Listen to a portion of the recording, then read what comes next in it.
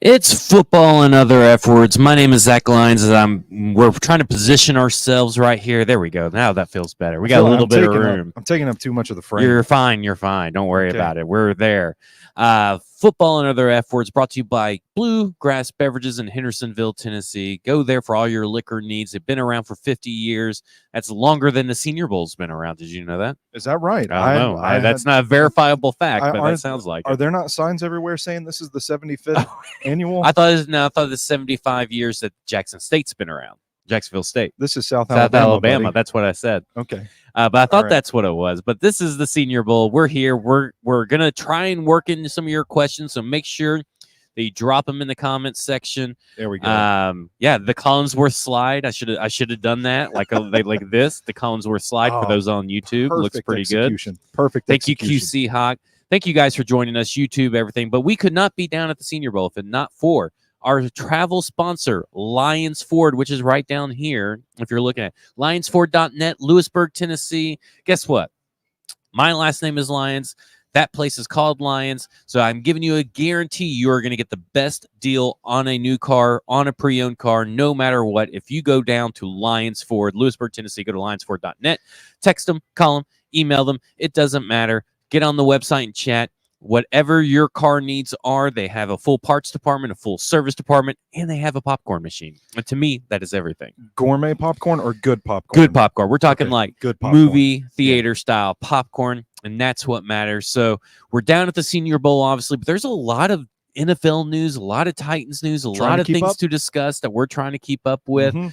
So we also had some discussions about Derrick Henry. We had some discussions about Mike Vrabel on our way down. So we wanted to share that stuff to you. If you want the detailed, the juicy gossip, the Senior Bowl scuttlebutt, what we think about our prospects, what we think about what we've seen, detailed stuff, stackingtheinbox.com will have a video later today for you. This will just be a little bit of an overview. This is like an appetizer. Yeah. A amuse-bouche, if you will, of Senior Bowl information heading your way. But we're mainly going to be talking about Tennessee Titans, and we need to start with all the staff changes that have happened for the Tennessee Titans. Yeah. And we're going to get into trouble here because I'm going to try and remember all this off the top of my head of what is going on. We know that, first off, let's talk about what the state of the NFL is right now. The Commanders, the most attractive free agent job or attractive head coaching job, does not have a head coach. And now their golden child, Ben Johnson, decides to stay with Detroit. Ben Johnson stays. Ben Johnson decides to stay. Mike McDonald goes to Seattle, who would have been a perfect hire, a fit with Adam Peters. It's kind of crazy that everybody thinks Adam Peters is the San Francisco golden boy, the heir apparent to John Lynch. And that's why he wasn't taking jobs. I guess that changed maybe in San Francisco. But Rand Carthon won. Adam Peters 0 in the head coaching search right now. So just want to throw that out there. Yeah. We got thoughts. JT Runk has said thoughts on tacos. We love tacos, and we eat tacos normally like a normal person. I like to deep throat one every once in a while. Yeah, but I mean, do you like cup it? Cup it. You got to pay attention to the I'm not going to go that far. This is a football show. Yeah, you don't have to get into that kind of. That is for sure. It was an interesting thing to witness last night, to say the least. Interesting would be putting it mildly. I ate my hot dog like that today just to kind of see what it would feel like. You did. And it's it's not bad. I thought about taking a picture, but I did not want us to get shut down and thrown out of the Senior Bowl. Too saucy, not safe for Senior Bowl. Yeah, that's true. NSF, we put that on the SB. OnlyFans. Yep. So we got all that happening, which leads to, Mike McDaniel taking the Seattle Seahawks job. Yes. Which brings us to Denard Wilson, who we both are pretty high on. And the coaching search so far for the Tennessee Titans has been relatively newcomers. Not a lot of old heads coming through those doors. Defensive back coaches, too. Yes, defensive back coaches, specifically the Browns defensive backs coach, whose name escapes me currently. Brandon Lynch. Yes, Brandon Lynch. Take a stab. You are correct. You nailed it. All right. Now that you said it, Brandon Lynch, Denard Wilson. Shane Bowen is kind of being kept around as well, kind of lingering out there, even though his assistant coaches are dropping like flies all around him. What do you think they told him? Like, hey, will you just hang back and a little bit and just kind of let us see how this whole thing unless he quits down? I mean there ain't nothing he can do because he's under contract. And that's what matters right now, is that it's wild. So with Mike Macdonald taking the job with Seattle, who I'm a fan of, by the way, right, we both are. So you got Denard Wilson. Is he going to go with him? Is he going to get the Ravens defensive coordinator job? Or let's be honest here, he's done a virtual interview. He's done an in-person interview. The Titans have now satisfied the Rooney Rule with Brandon Lynch. So I'm thinking, like, to me, it's like he's just got to choose, right? So choose your own adventure for Denard Wilson. Yeah. And he will likely not call the plays in Seattle. So why go there? Mm-hmm. He may have the chance to do that here in Baltimore, but what if they bring back Don Martindale? I don't know. I mean, is Martindale going to get another run, you think? Yeah. Somewhere he will. Okay. I would be very surprised if he didn't. Of course, Brandon Staley has not taken a job yet. Now that McDaniel's gone, you could bring Brandon Staley and probably never miss a beat. So at some point, though, Denard Wilson has to, and for lack of a better phrase, shit or get off the pot and decide what's going to happen. And maybe this is his only option. We may never know. But I'm all in on some Denard Wilson. I'm going to be very disappointed if it's not Denard Wilson in Tennessee. I am too. And the question I was going to ask you, is it a foregone conclusion that he would be the candidate to be elevated to the defensive coordinator position, which it already sounds like you've said might be a chance we get old Wink in there. Yeah, well, you got Anthony Weaver as a possibility. Of course, he's also on the Commander's job head coaching board. You also have Zach Orr, who's their linebackers coach, who's who's highly regarded. Yeah, but haven't seen anybody say, well, they could bring back Martindale. Yeah, and two, like, which would you choose? Which seems like the better situation from the standpoint of your professional resume as a coach? I would say that you would get more recognized and probably, if you maintain the level of success with the Ravens, then they know that, hey, that guy is the next Mike Macdonald. Yes. Okay. If you are looking, if you're looking at us, I would say that you may have more room for improvement because there's nothing here. Like, with the Ravens, there's like, okay, well, you still got Kyle Hamilton, Roquan Smith, and all these other guys. The question would be, is the result the byproduct of coaching or the prior coach's system that's put in place, or the players? If you come here, it's, if you can turn this defense around, it's probably because you're a good coach. Yeah. Pretty cut and dry. Well, flip it to the offensive side of the ball. Nick Holes was a guy that was the first guy mentioned. Eric Studesville, Thad Lewis, which is a very interesting name. But again, out of all the coordinators that are being interviewed right now, Eric Studesville's the oldest, and he's late 50s. Yeah. And I think that's a sign of the times that I feel like you're not going to have a lot of recognizable names. The most recognizable and tenured name could be Justin Otten staying on staff. Yeah, which is interesting because as of this recording, they're calling the cops on us now. I don't know what's going on here. Blue lights flashing in the distance. It came out today that Justin Outen's still hanging around, and which I thought he was one of the names that we've discussed. I don't know if it's been publicly or not, but we talked about him as a guy that potentially could stick around under Brian Callahan. Good football coach. Oh, he's a good football coach. He's kind of a diverse background and experience and stuff like that. And that seems to me like when I look at a guy like Thad Lewis or Brandon Lynch. Brandon Lynch has been with the Browns, but he's also been with East Carolina. Yeah. He's been in the college ranks for a while. But Thad Lewis is interesting because he's learned from under Chip Kelly. Yes. So people, and we heard a couple of weeks ago, or maybe just last week now, everything's blending together, but there was rumblings while we were in Chattanooga that Chip Kelly may be getting a job back in the NFL. There are people interested in Chip Kelly. Well, why not get a Chip Kelly disciple in Thad Lewis, who has done wonders, of course, with the Buccaneers and worked up, but it's very limited. But he also interviewed for the Buccaneers offensive coordinator position. Yeah. So he's a wanted man as well. And we know that Pat O'Hara is gone. We know that Jason Hotelling is gone. We know that Charles London is left. We know that Tim Kelly is gone. We know that Rob Moore, Tony Dews. ain't much left besides Justin No. Auten in that room and maybe some assistants. And then over on the defensive side, you have both linebacking coaches went out the door in Zach Orr. Ryan Crow's not being kept around either. Not Zach Orr. Bob. Fuck. I don't know his name. But I was thinking the last guy is like Zach something as well, the assistant linebackers coach. Lori Locust is still hanging around. You got Terrell. Coach T is still around. Yeah. Chris Harris, I don't think has been officially let go, if I'm not mistaken. But not that I've seen. And of course Shane Bowen. So here's the question for you, and this is a question from Andrew in the chat. How much longer do you think till we hear who the coordinators are? I don't know. I mean, Brian Callahan said that he's not in any rush to get this done. They're not.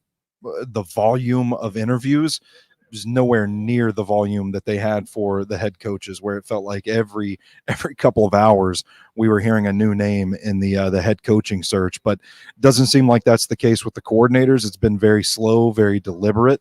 And I kind of think the longer this goes on, the longer it's going to go on, if that makes sense. Oh, that's very insightful. I will say this. What are the chances that Coach T is down here auditioning right now for a defensive coordinator position with the Tennessee Titans? Could be, man. I wouldn't be surprised. We were making jokes about him still being on the field in all his Titans gear, like wearing the Titans hoodie out there. We're like, oh, he must still be, maybe he knows something that we don't. He's still, brand loyal. But I like him. His players like him. I think it could be a case where they're kind of keeping an eye on things, and maybe, the wild card here is that if he's down here focusing on coaching responsibilities, can he not make time for an interview? Are they just kind of holding out, like keeping a few pieces in place so that once the Senior Bowl's over with and we go back to life as normal, maybe we see that Coach T gets brought in for an interview? What do you think about this? Because we got home last night, and I was like, well, I wonder what Jared's lineup on his show was. Yeah. And it was about 30 tweets. And Andrew brings it up, not Jared, but he just wondered. He's just thinks it's weird. Yeah. But Jared, of course, goes overboard with it about him not being down here, Rand Carthon not being down here. They're interviewing. They're talking to the staff. They're doing all of this. There's a difference between, to me, slow playing it. Okay. Yeah. Which they're doing, they're doing their due diligence, and then just like throwing it to the wayside, and they're not really doing anything. Yeah, sure. So I think I've seen Mike Tomlin, I've seen Nick Caserio, but other than that, there's not been a lot of action on the sidelines of coaches and GMs. It's mainly been scouts, it feels like. Yeah. So I don't think this is a big to-do or big deal that he's not down here. But I don't think so either. But I do want to say that I think that what they're doing is they're going through the entire staff. It's not just the coaches. They're interviewing the strength and conditioning department people. They're interviewing other people, and they're doing it together in the sense of collaboration. They're setting up interviews. There's probably a lot of interviews that we haven't heard because maybe the offensive line requesting to talk to an offensive line for the Tennessee Titans open position just doesn't get the headlines like Seahawks and what's going on with the Commanders. So we may not know, but I don't think it's a big issue that they're not down here. In fact, I have seen several teams with in fact, the Giants team was right behind us earlier. They're just they film. Yeah. They film, and then everybody can watch it back at the office. And so I don't think there's a big thing to have to be here because, I mean, you've discussed this, I believe, with Cole Strange, if I'm not mistaken. But it's just speed dating. It really is. That's what Cole Strange called it. He said that it's speed dating. You go in a room and they just kind of rotate the scouts, the personnel people. I don't even know if these prospects really know who they're talking to. They just see the logo on the shirt and they're like, oh, I talked to the Titans this week. You know, that kind of deal. And those are, even then, they're not like these really extensive interviews. You get like 10, 15 minutes with everybody, and then you might do it again later in the week. And that's that. All right. You ready to make some people mad? We're going to make some people mad? I think we're going to make some people mad. People are going to get upset. People are going to call us crazy. I think I know what you're about to ask. We got two topics that we talked about on the way up. Yeah, we did. I think I'm going to start with the Mike Vrabel topic. You don't want to. You don't want to tick people off and then try to win them back on the back end. I don't know. Okay. I think we'll win them back with our Senior Bowl coverage. Okay. Okay. I like that. So here's where I'm at on Mike Vrabel. I believe Buck was going to say something today on his show, and we have not listened to his show, so I'm sure it was some kind of spin from Vrabel's side that, oh, well, he wasn't really interested in any of these jobs, and he's going to take a year off, or whatever the spin may be. But the fact of the matter is, nobody wanted Mike Vrabel, seriously considered Mike Vrabel, and we got to thinking, why does everybody think it's just an automatic that Mike Vrabel is going to get a job in 2024? Let's run through, because first off, you have 8 teams already going to be knocked off the list because they're the ones that hired a head coach this year. Yeah. And so that right away, we're down to 24. We're down to 24. We know that, and that includes obviously Tennessee Titans. Then you got the guys that hired people last year that found success. We went through all 32 teams and taken into account that, okay, let's say the Jaguars failed to make the playoffs this year in 2024. Does Doug Peterson get fired? Start to warm up? Okay, so maybe the Jaguars is one of our big maybes. Yeah. Could look at pivoting from an offensive coach that seems to have some issues down in Jacksonville, who has had issues with players before. Maybe they go offensive head coach there. Or defensive head coach, and bring in Mike Vrabel if they fire Peterson. Rein in the roster a little bit, the locker room. It's a good situation, but then you're taking a coach that knows the other team pretty well, even though it's a different vibe, I guess you could say. So I kind of am thinking, okay, maybe Jacksonville. Okay. Maybe Dallas. But now you have Ben Johnson out there, and I'm kind of thinking that maybe he's waiting for Mike McCarthy to get fired. And Bobby Slowick. Bobby Slowick could be out there. So do they go from Mike McCarthy to Mike Vrabel? That is a pivot. So that's the big thing in the NFL, is to kind of pivot from one person to another in terms of philosophy. And I think the only other one that we thought of was maybe the Giants. Well, I lobbied for the Eagles because of some of the reports coming out of Philadelphia about Nick Sirianni, and maybe he's on the hot seat in 2024, and maybe he doesn't have full control or support of the locker room, and they need a guy that can kind of unify people and kind of stabilize the culture there. Maybe he would be there. We talked about the Giants, but also your question was like, isn't he just like defensive Brian Daboll at this point in terms of personality and everything? That's kind of where I was at. We also kind of floated out the Buccaneers, but then if you get rid of Todd Bowles, are you really going to hire a defensive head coordinator? And we ran into that situation a few teams. Matt Eberflus would be another one. So like there's like Mike Tomlin would be another one if he for some reason were to get fired. There's a lot of defensive head coaches that could get fired theoretically, but you're not going to go to Mike Vrabel. I don't think it's a foregone conclusion that we need to, what we have learned now in this offseason, we all should be adjusting the thought of the NFL, how they view Mike Vrabel. Yeah. And I think that the media really respects him. I'm not so sure. I'm sure they respect him, but I'm not so sure these league owners really are looking for a Dan Quinn or Mike Vrabel anymore. Well, and my question to you, this was right after he was fired, and Kenneth is where we both have talked about this, but I agree with Kenneth. That's where we're going. Yeah. I think it's Ohio State. Yeah, but I asked you, if we found out after the fact that Amy Adams Strunk went to a brain trust of football people around the league and talked to them about her decision. If we are to believe that Vrabel was so difficult to work with that ultimately she decided to sever ties, cut bait, and move forward into the modern NFL, does he think that this is not going to get around NFL circles? And if that's the case, and if this reputation is out there among the decision makers, again, the distinction here is we're not talking about the media here. We're talking about the people that fire and hire everyone in the organization, the owners. If he does have a little bit of a stink on him from this incident, how does that impact the perception of him moving forward? Yeah, and Kenneth does bring up a good point, because you brought it up too, was Vrabel hates the NIL and hates recruiting or hates the NIL. But to me, it's like, Now with the introduction of NIL is just free agency in my mind. And But they the have NIL, they have to people. handle it. They have whole departments to handle this. And I don't know if maybe Mike Vrabel, especially if you have a guy like Stretch, you could bring with you. Mike Vrabel may not have to do any of the stuff that has to do with NIL, and he could just probably coach because they got deep pockets anyway at Ohio State. Let the alumni handle all that stuff. Yeah, and seeing how this coaching cycle went for him has kind of made me rethink my opinion on his going to the college ranks. And then you brought up the NIL staffers that handle all the stuff so that he theoretically wouldn't even have to do it.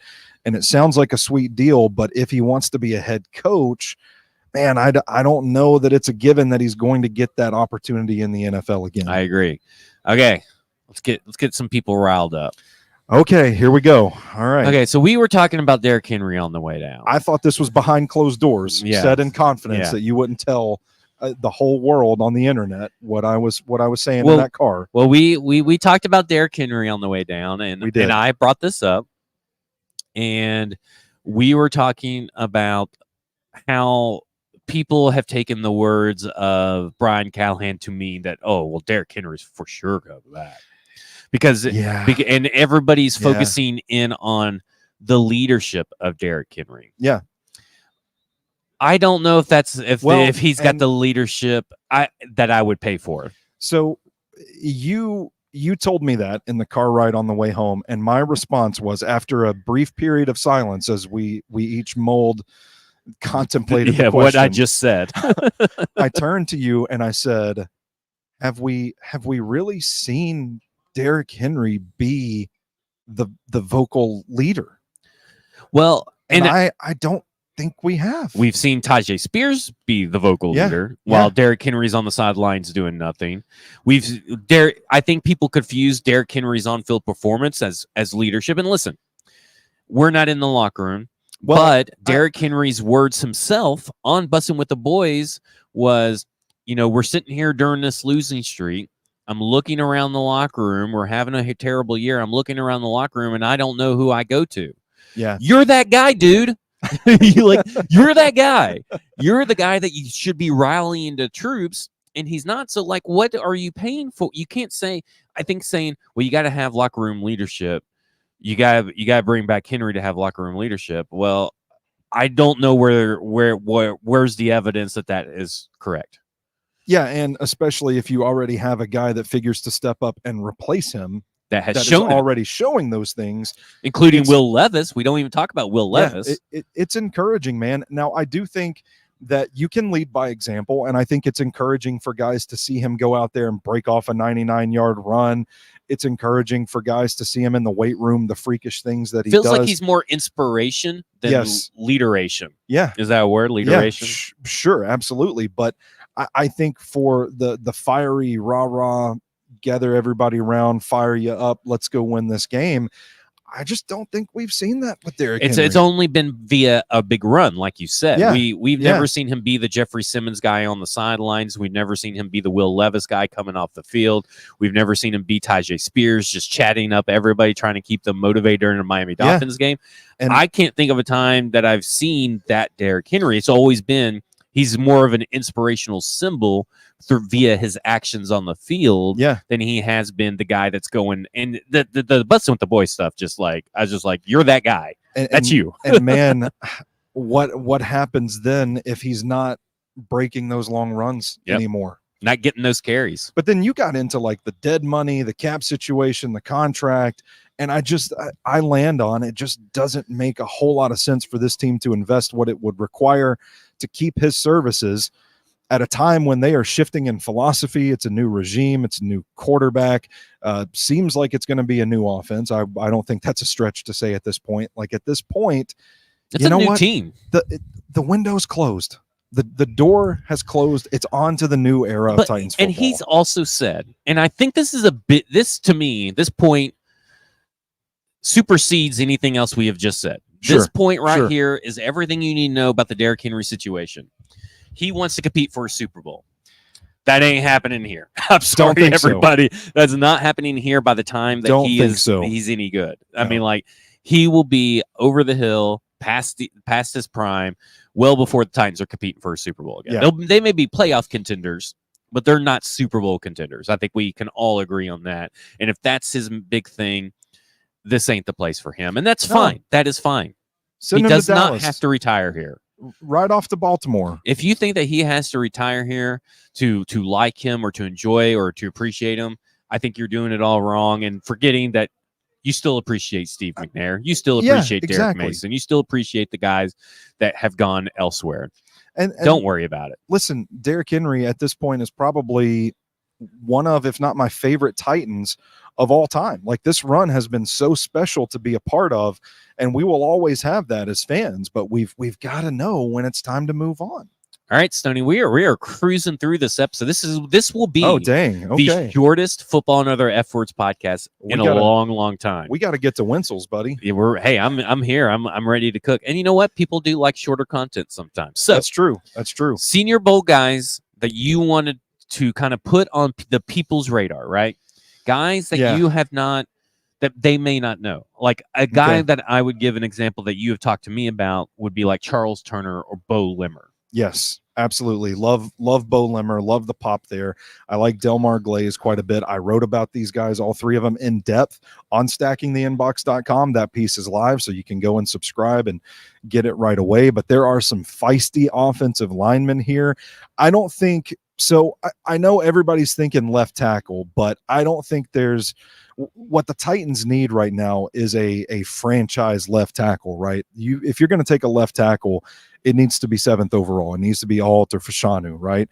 That guy's not here in Mobile, but you do get some quality action on the right side of the line. I like this guard from Utah. He's really impressed me today. Eguakon, the center out of Florida, has been good. Again, these are all guys that I think could come in and contribute at center, at right guard, compete. There are some right tackles down here. They're probably not going to be in play for Talisi Fuaga. He's probably going to be a first-round pick, but well, we have a question about Talisi Fuaga. We do. And if you'll give me 1 second, I'll scroll up to find it. This is from Team Ramrod 27. Seems to be growing momentum with the big-name draft media guys that Fuaga could go as high as likely as like the top 7. As high as like the top 7. How would you feel if the Titans drafted him at 7 overall over even a J.C. Latham, who is considered a better right tackle prospect? I still wouldn't take Fuaga over Latham right now. I would not take Fuaga at 7th overall because I do think he has some limitations in pass protection. He is a big, immovable dude that will put you in the dirt. He will knock you on your ass, but I don't see the smooth, gliding, athletic pass set guy that I feel like Brian Callahan and this Titans offensive staff is going to want at right tackle. So I think he'd be more of like a luxury that you take later on. And I haven't heard the draft buzz that he's creeping up into the top 10. I think he's kind of a fringe first rounder, late 20s at the earliest, but maybe a possibility that he kind of slides because of those limitations on day 2. I will say, though, to that point, he has done well to address some of those concerns this week. He looked good in pass pro today. They had him out there, and he just wins with his punch, man. He just stabs you in the chest, and you just stop moving. Let's say the Titans draft a wide receiver. Yes. Okay. 7th overall, they draft a wide receiver. You're sitting there at 38. And you're looking at Fuaga, who somehow has fallen. Okay, let's say that Fuaga has fallen for whatever reason. Let's say no, we're skip that. We're gonna skip Fuaga. We're done with Fuaga. Fuaga has been drafted. Okay, we're sitting at 38. Patrick Paul or Quinyon Mitchell. Oh man, you know I've been crying for the Titans to invest like good draft capital and cornerbacks for the last couple of seasons. And they have drafted good draft capital. They just have not drafted good players. Yeah, except for Roger McCreary. Yes. But he's an inside guy. I think I would go Mitchell. I think I would go Mitchell. Okay, so you go Mitchell. You don't have a 3rd round pick, 4th round pick. Give the people a tackle prospect in the 4th round. You have to do it. Someone that can start. I think Kingsley Suamatia might still be there. Suamatia, I don't know. How was he today? I think he's been okay this week. I am not as high on him as a lot of other people.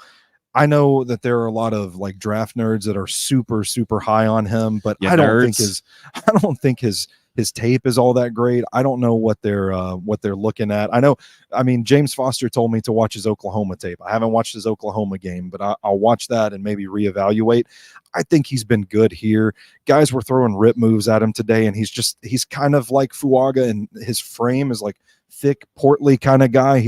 He was just immovable. Like guys were throwing moves at him and he just wasn't moving. But I think it's in pass protection and like understanding his assignment sometimes, where I think he drifts and gets lost a little bit. He looked a little like a deer in headlights against Texas, but he's had an okay week here. And I think he has the frame, the size, and the athleticism that you look for in a left tackle. So you're kind of in a position where you're taking a guy based on the traits and hoping that depending on who the offensive line coach is, you can kind of mold him into a starter. I want to talk about a few positions that the Titans do kind of need to address. It doesn't necessarily have to be at the draft, but hey, we're at the Senior Bowl, so we need to talk about the Senior Bowl, right? The draft starts in Mobile. The draft starts in Mobile. The drafts start at Winslows later. Hey, all right. The running back position, there's been a few guys. I want to highlight two, Amani Bailey and Dylan Lobby, which you both can read about over at stackinginbox.com. But they are two guys that seem to be able to do it all. And Amani Bailey is your Isaiah Pacheco. I was about to say. And to me, if you are looking, listen, I don't know what you thought that maybe he goes undrafted free agent. He may be a sixth rounder or seventh rounder, but if you get him in the 6th or 7th round, that's a better use of resources than re-signing Derrick Henry or any free agent running back, correct? Yeah, I would agree with that wholeheartedly. I still think that they could add a free agent thumper kind of running back. And let me say this, by the way, because we talked about this on the way down. I think everybody's viewing the running back position for the Tennessee Titans wrong, and not how it is over at Cincinnati.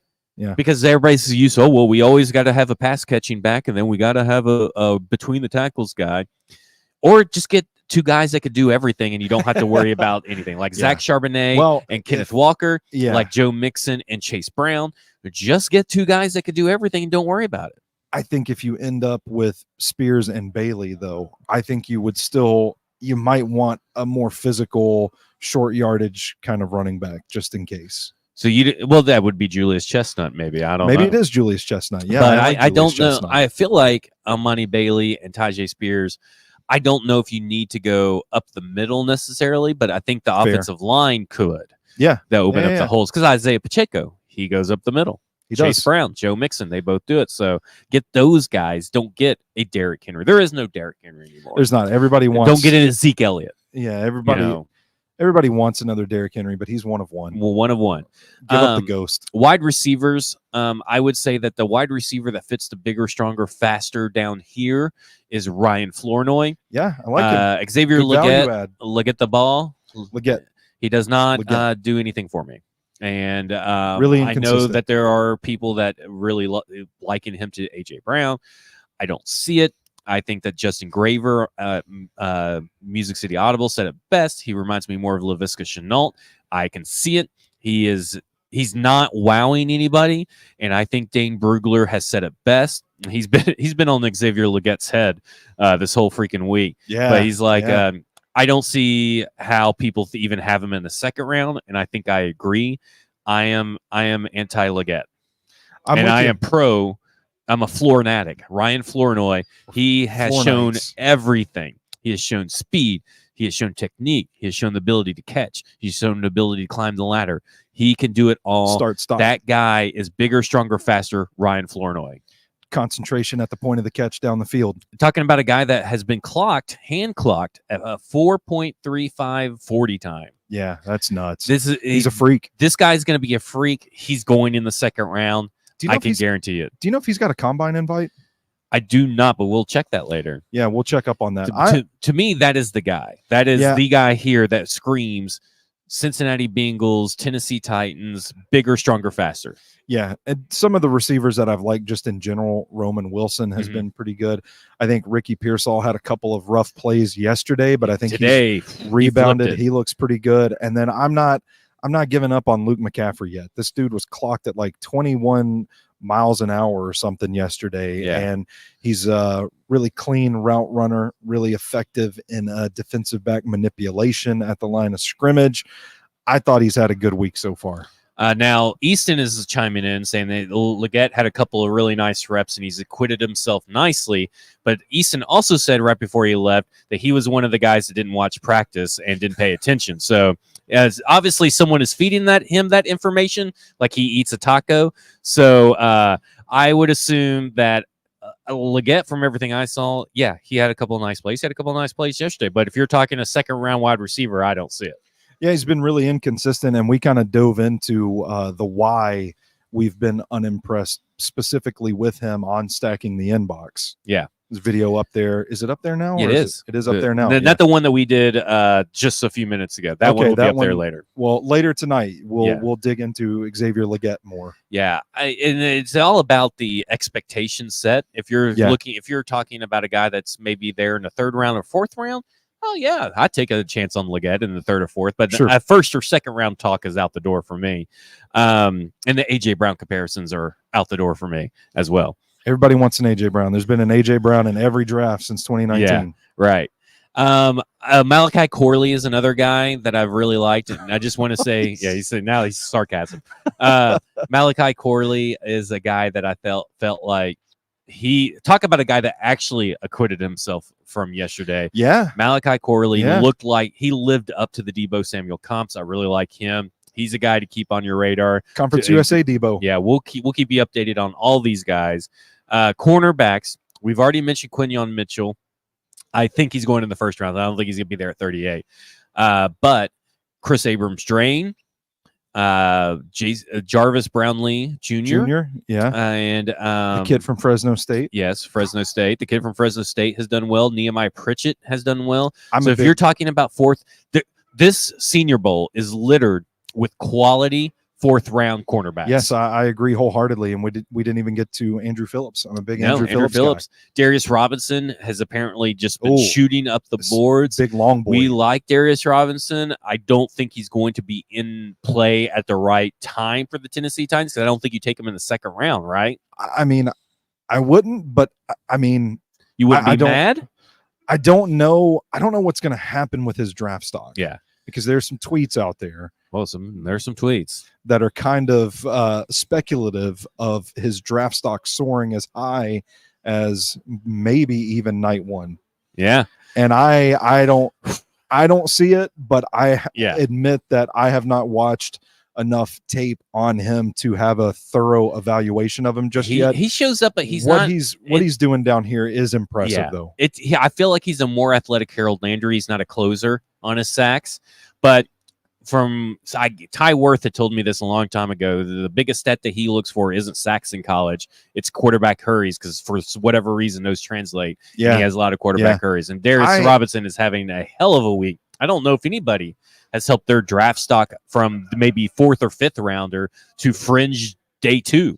Yeah, I don't know. Maybe even day one. Yeah. I mean, he is to the moon right now for Darius Robinson. It has been, yeah. I don't know if we agree with that, but that's what's happening down here. I like him a lot, but I don't know that I'm ready to jump that high for him. I'm thinking about the Harold Landry comp, and I feel like I don't know Harold Landry's measurements, but just looking at the two in my mind's eye, which we all know is 100% he's a little bit more accurate. Muscle. I think he's more muscular, more ripped, and a little bit longer too. Yeah, he may be.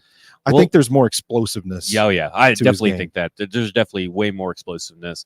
But he's had a good Senior Bowl, someone to keep on your radar. And Jordan Jefferson, we've talked about him a little bit, but also strong boy. I kind of want to talk about Tavondre Sweat at some point. Okay.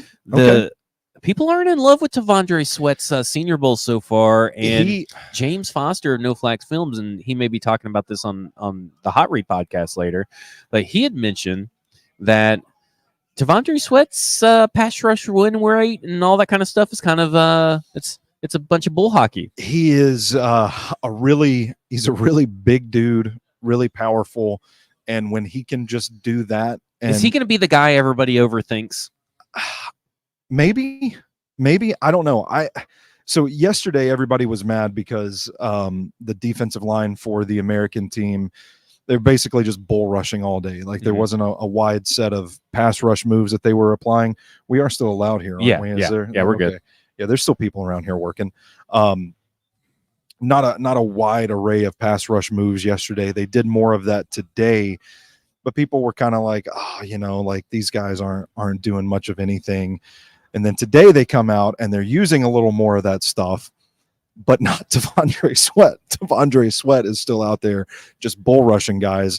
And after our conversation with James, I am kind of rethinking him like, you know what? Like maybe if you just need some of that, you need some beef in the middle of your defensive line. This is a guy that can win. Okay, well, if you put T'Vondre Sweat next to Jeffrey Simmons, are you sweating?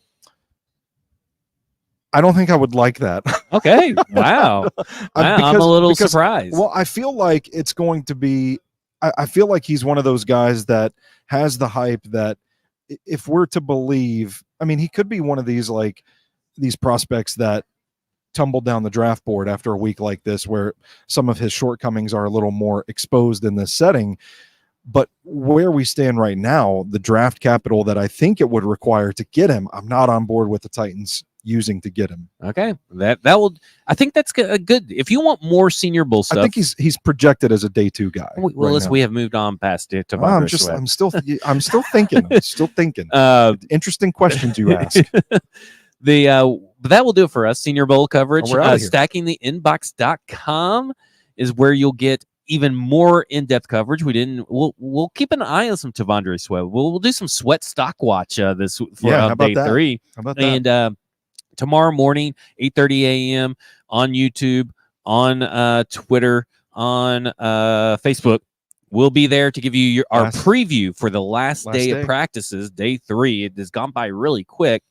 And then, of course, we will be here for the game. We're one of there's thousands of media members. There will be 20 media members actually stay for the game that are up in that booth. But we'll be there. We hopefully won't be as hungover as we were the last time. We'll give you all of our information. We'll have a top 50. We'll do everything that we did last year. That's going to give you the most information, the most bang for your buck. Stackingtheinbox.com. That will do it for us. This has been Football and Other Efforts, sponsored by Bluegrass Beverages of Hendersonville, Tennessee. Been around just as long, maybe if not longer, than the Senior Bowl. We don't know. We'll have to fact check that. But 50 years, Bluegrass Beverages, Hendersonville, Tennessee. And, of course, we have Lions Ford, lionsford.net, Lions Ford of Lewisburg, Tennessee, which is only 30 minutes south of Franklin, 45 minutes south of Nashville. But guess what? You don't even have to show up. They can do it all over the phone, all over email, all over text, get you the car that you want, service parts, it doesn't matter. Lionsford.net, Lions Ford, Lewisburg, Tennessee. But this has been Football and Other Efforts, and you have just been effed.